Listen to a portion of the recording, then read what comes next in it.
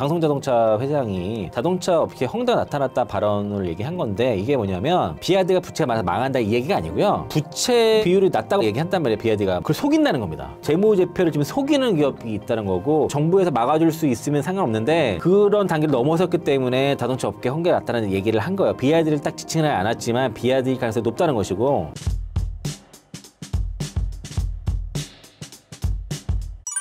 비아드의 재정 위기가 시진핑 실각설과 관련이 있나요? 재정 위기가 핵심은 아니고요. 연관을 좀 짓기 위해서인 거고, 그 신사임당에서 핫하게 다룬 주제가 시진핑 실각설인 것 같아요. 유튜브에서 많이 나오고 하는데, 23년도에 시진핑이 그 뇌 수술한 이후부터 권력이 좀 약해졌다는 것이고, 그리고 지난번에 보면은 그 시진핑이 사년임 할 때 후진타오가 끌려나가는 장면 보신 적 있나요? 그때 당시에 시진핑이 그 태자당부터 원로들을 다 축출하려는 계획을 세우고 있었다는 얘기가 있었고요. 그 시진핑의 최측근 핵심 2명이 배신을 하면서 그걸 정보를 유출했다는 겁니다. 그래서 후진타오를 끌어낼 때 반발하는 원로가 있으면 그것도 다 끌어내려고 했었는데, 그게 사전으로 유출이 되는 바람에 그 원로들이 현장에 다 가만히 있었다는 거죠. 그러면서부터 이제 그 시진핑의 권력이 이제 쇠퇴하기 시작했다 라고 이제 그런 얘기들이 있는데요. 일부 외신 중심으로 해서 시진핑 국가주석에 대한 권력 위기설이 제기되고 있는 상태고, 여러 가지 이유가 있는데 지금 가장 많이 얘기되는 게 인민일보의 정책 그 보도가 시 주석의 정책 기조에 정면으로 배치되는 내용들이 보도되고 있다는 겁니다. 그래서 그 인민일보 같은 경우가 지난 10일자 1면에서 시 주석에 대한 언급이 없이, 최근에 인민일보에서 시 주석이 언급 없는 게 이례적으로 좀 많이 있었고, 국가가 또 개방될수록 우리는 더 발전할 수 있다는 기사를 실었습니다. 이런 이례적인 편집을 보였고요. 이런 시진핑이 강조해온 폐쇄적 통제 강화, 자력갱생 노선은 매우 대조적이라는 겁니다. 그래서 요즘 그런 게 보이고, 또 인민해방구 기관지 해방군보가 지난달 30일에 그러니까 공권력은 국민을 위해 봉사해야 한다는 제목의 기사를 통해서 시 주석의 권력 남용을 간접적으로 비판했다는 겁니다. 그래서 이런 분석들이 나오고 있고, 시 주석이 지난달 21일부터 이달 3일까지 약 2주 동안 공개석상의 모습을 드러내지 않는 점도 해외 언론에서 얘기를 하고 있고요. 이 같은 부자가 전례가 없었다는 거죠. 시 주석이 2012년 당 총서기에 취임하기 전 권력 타직 일환으로 모습을 감추거나 24년도에 뇌수술을 이유로 잠시 잠겼던 그 과거사들과는 다른 양상이라고 얘기를 하는 거고요. 이번 부재는 중국 내 권력 이양의 역사적 패턴을 반영한다는 겁니다. 그런 평가를 했고, 중국 공산당 지도부가 권력을 상실했을 때 이를 즉시 공개하지 않고 발표를 미루는 관행인데, 그래서 전승열 전에 좀 권력 이양이 되지 않겠냐 이런 그런 예상도 있고, 이달 초 그 일본 영자지 니케이 아시아도 그 시 주석의 권력 안정성에 의문이 제기되고 있다고 보도를 했고요. 신화통신 등 중국 관영 매체들이 지난 4월 25일 열린 공산당 전치국 원려회의에서도 당일 보도했지만 5월 회의는 보도하지 않았거든요. 안 열렸다는 얘기예요. 건너뛰는 경우가 되게 이례적인 겁니다. 그리고 시 주석의 30년 직위인 시치량 전 중앙군사위원회 부주석이 지난 2일 갑작스럽게 사망했고요. 장앤슝 홍콩 주재 중앙정부 연락사무소 소장이 해임됐고, 시 주석 등의 측근들이 신조의 변화가 나타나고 있다는 것들이 권력 이상설에 힘을 보태고 있고요. 지난 5월 달에는 중국 설 3위인 허여이동 중앙군사위 부주석이 2달가량 공석이었습니다. 불참했다는 내용이 나왔고요. 아직까지 나타나지 않고 있습니다. 허여이동은 2022년 당 대회에서 시 주석이 직접 발탁한 인물로서 시 주석의 군내 책직근으로 알려졌고요. 지금 군 내부에서 시진핑의 라인들이 숙청되고 있습니다. 이런 위기설이 제가 기사 하나 갖고 왔는데 되게 많아요. 지금 그렇게 많이 나고 있는데 8월 중 안으로 뭔가 좀 결론 나지 않을까 그런 예상을 할 수 있을 것 같고, 제가 이 얘기를 왜 시진핑 얘기하면은 오늘 비아드 얘기하는데 시진핑 얘기를 먼저 했잖아요. 제가 이거 재미나이한테 시진핑과 비아드의 관계에서 물어봤습니다. 시진핑 주석과 비아드의 관계는 중국의 전기차 산업 육성 정책과 맞물려 밀접하게 연결되어 있다고 합니다. 비아드는 시진핑 주석의 지원 아래 중국의 대표적인 전기차 기업으로 성장했으며, 특히 시 주석은 비아드의 기술력과 성장 가능성에 주목하며 적극적으로 협력 관계를 구축했다는 겁니다. 이런 내용들이 있고, 시진핑 주석과 비아드 회장과의 만남도 있었어요. 이런 지지 표명했고, 글로벌 시장에서의 비아드가 중국 정부의 지금 여러 가지 세제 혜택, 보조금, 인프라 구축 등 다양한 지원을 받으면서 글로벌 시장 진출하고 있는데, 비아드의 급격한 성장에 대한 우려도 존재하고, 일부에서는 중국 정부의 지원 정책이 과도하다는 비판도 제기되고 있습니다. 일부 이제 비아드의 재무 건전성에 대한 의문도 제기되고 있고, 과도한 부채 문제도 지적되고 있죠.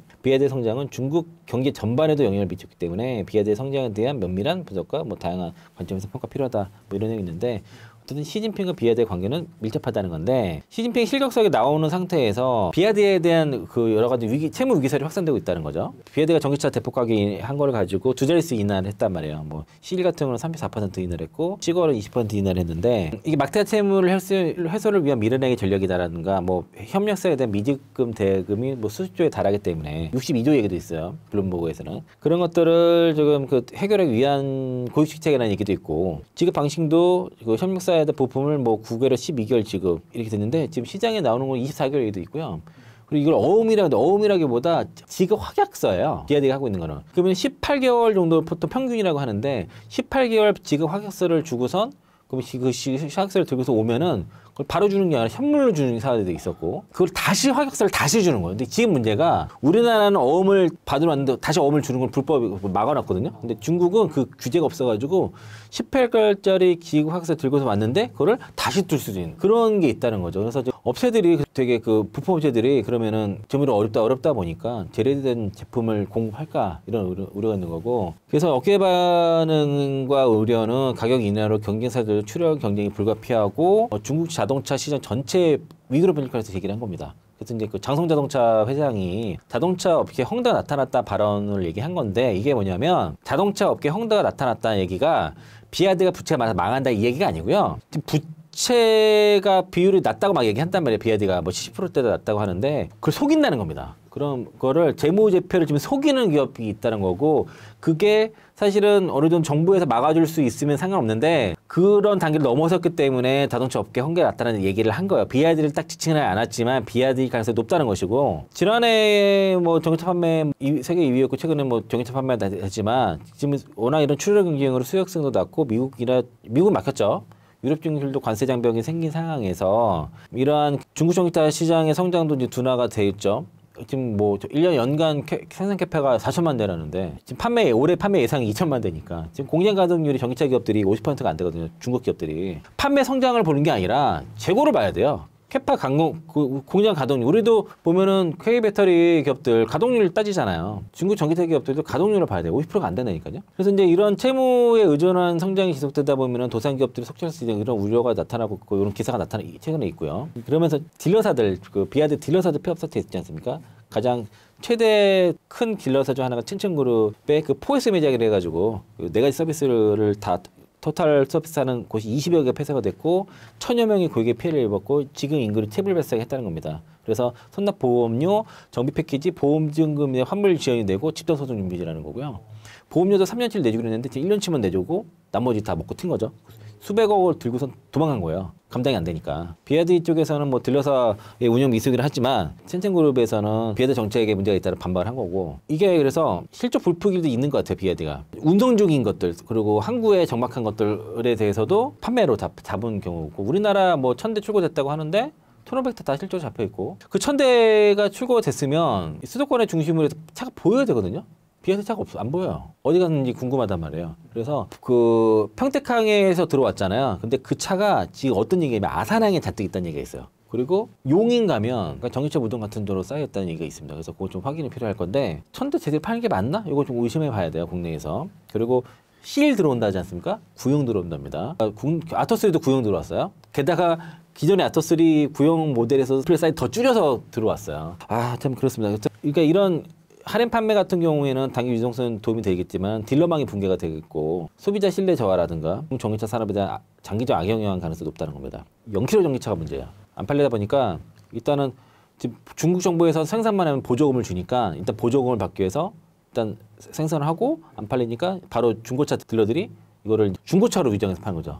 주행거리 0km짜리. 신차 출고한 이후에 실제 운행 없이 중고차를 위장한 파는 사례가 있었는데 이런 식으로 파는 업체가 3,000에서 4,000곳이 된다는 거죠. 중고차 시장으로 넘어가게 됐을 때는 당연히 감가상각이 벌어지게 되는데 이런 식으로 신차 자체를 중고차 시장으로 할인해서 파는 이런 상황이 벌어졌을 때는 그렇게 되면 장성자동차 회장이 얘기한 거는 이런 식으로 뭐 10만 원씩 할인을 해가지고 했을 때 과연 그럼 품질 보증이 될 것인지 품질 보증이 안 되는 뿐만 아니라 수익성도 문제되고 공급망 전방으로 위협을 될 거고요.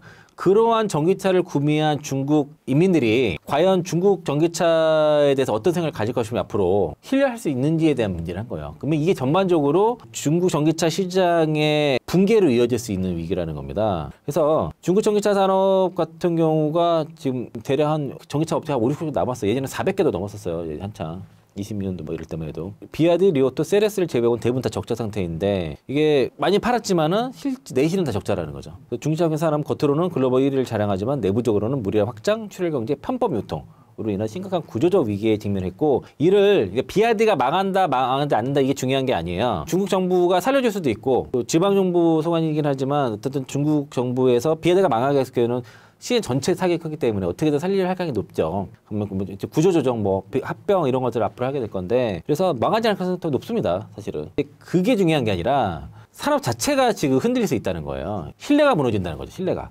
자동차의 품질을 보증할 수 이렇게 가격 경쟁이 심화된 전기차를 샀을 때는 일단 품질도 보증하기 어렵고 또 하나가 납품 대금을 그렇게 지연했을 때 부품 업체들이 제대로 된 부품을 공급할 거냐는 거죠. 그렇게 제대로 된 부품이 공급 안 된 걸 가지고 또 자동차를 만들게 되면 품질이 떨어지는 게 나을 수밖에 없고 그렇게 품질이 떨어진 자동차를 구매한 소비자들은 그 제품에 대해서 그 전기차에 대해서 신뢰를 하지 않는다는 거죠. 그래서 지금 국내에 비아디 차량이 들어왔을 때의 문제는 비아디가 망하게 돼가지고 그렇게 되면은 뭐 국내 반사에 뭐 현대차가 반사를 받아가지고 뭐 K배터리를 쓸 때 이런 게 아니고요. 전기차 자체에 대한 불신이 있을 가능성이 높아져요. 품질이 떨어진 비아디의 전기차를 첫 경험을 한 사람들은 전기차 별거 아니네 이럴 수가 있거든요. 그래서 첫 경험이 되게 중요하거든. 전기차에 대한 첫 경험이 되게 중요한데 그 경험을 비아디 차로 해서는 안 된다는 거예요. 다른 전기차를 태본 사람은 비아디를 물어보면은 어떤 장단점을 알게 되는데 첫 경험부터 예를 들면은 벤츠의 전기차 타신 분들 만족도가 낮거든요. 전기차 별로 안 좋다 이 얘기를 막 해. 지인분도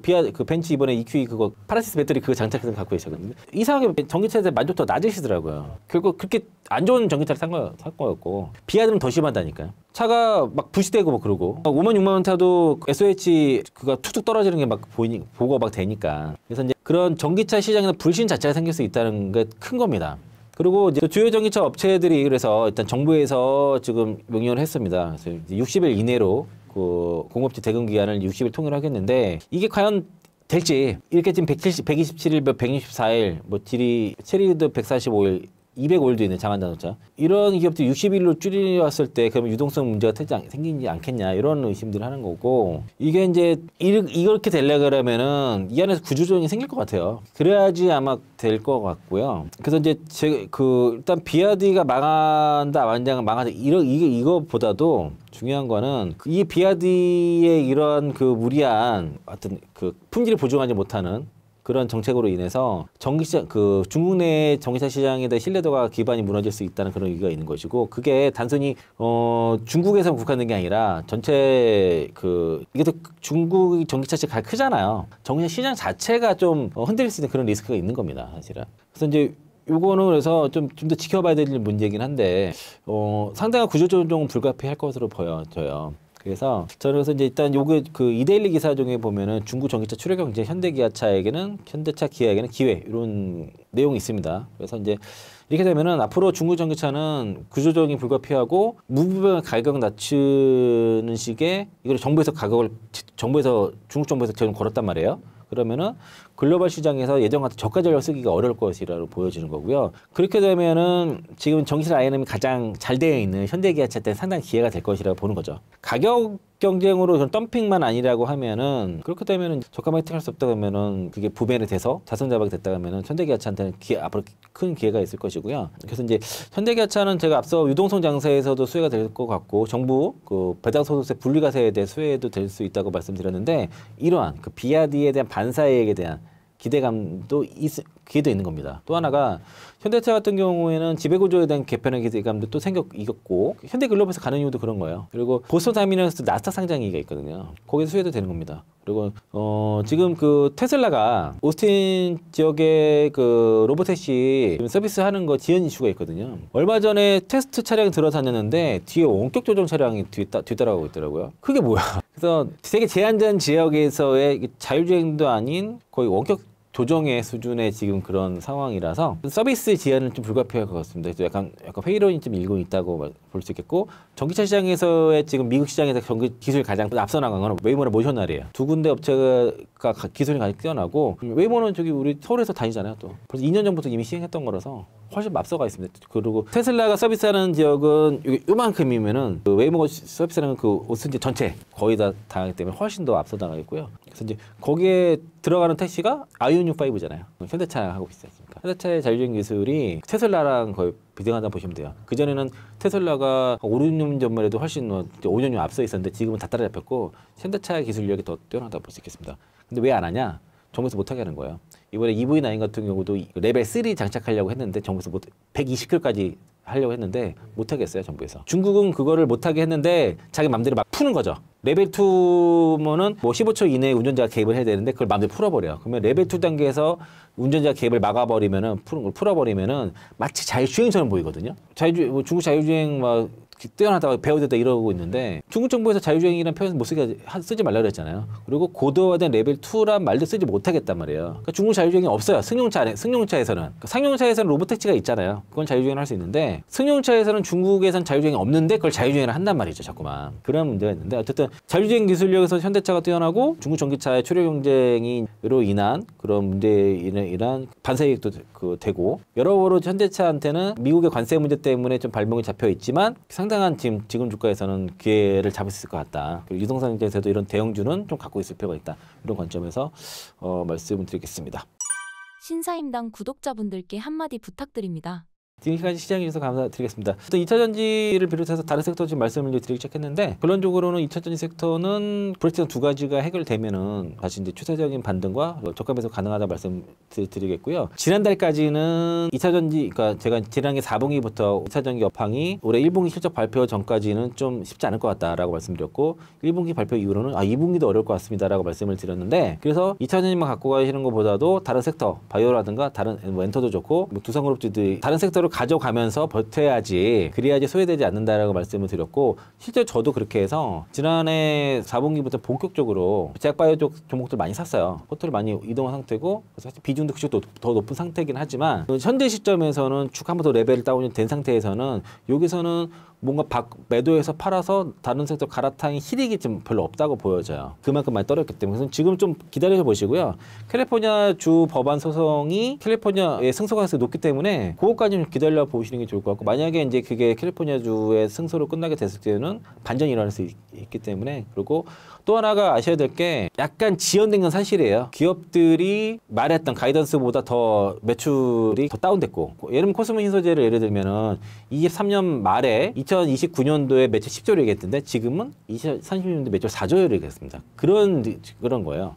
엔캠이 25년도에 매출 3조 6천을 하겠다고 했지만 올해 연간 1조도 어려운 상황이고 뭐 그런 느낌으로 보시면 되겠고 에코프로비에 뭐 27년도에 매출 30조 얘기했지만 이제 2030년도에 이제 25조 얘기한 것처럼 이게 기존의 가이던스보다 떨어지고 그 가이던스보다 또 못한 컨센서스가 더 떨어진 그런 국면에 안정이 있기 때문에 이런 것들이 해결돼야 되고 또 전기차 출시가 많이 될 거, 미국 시장이 많이 될 거라고 말씀드렸는데 25년도 많아질 거라 얘기를 했는데 그래서 26년도에 밀렸어요. 기아차도 다 26년도 출시를 바뀌었습니다. 그러면은 올해보다도 미국 시장의 전기차 성장은 내년으로 봐야 돼요. 그게 특히 이제 캘리포니아주 AC2 법안이 유지된다는 전제 하에서 미국 시장의 전기차 성장은 내년입니다. 이게 또 미뤄진 거예요. 그거를 기다릴 수 있으신 분은 기다리는 게 맞을 것 같고 지금은 매도가 실익 없는 구간까지 떨어졌다 정도로 말씀드리겠고 차 섹터를 가지고 계신 분들은 일단 지금 2차전지 섹터에서는 당장의 어떤 큰 수익을 기대할 수 없는 상황은 아니기 때문에 인내가 필요한 상황이고 제가 오늘 강조드렸던 그